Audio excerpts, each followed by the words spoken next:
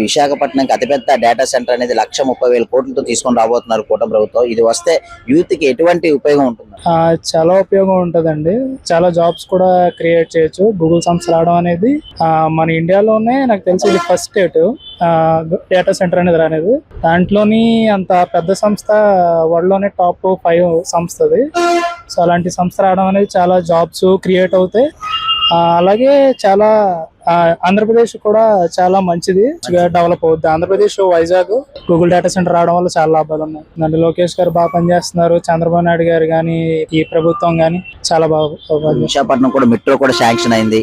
రాబోయే రోజుల్లో ఎట్లా ఉండబోతుంది అంటారు భయ్యా? అది ప్రజలకి చాలా బాగుంటదండి. వైజాగ్ అనేది చాలా బాగా అభివృద్ధి చెందుతుంది. చంద్రబాబు నాయుడు గారు కానీ ప్రభుత్వం అనేది చాలా బాగా పరిపాలన చేస్తున్నారు. డేటా సెంటర్ అని కానీ ఈ మెట్రో స్టేషన్ శాంక్షన్ అయ్యని అన్నారు. డిఎస్సి జాబ్స్ తీసుకురావడం కానీ అంతా బాగా ఐటీ బాగా డెవలప్మెంట్ అవుతుంది.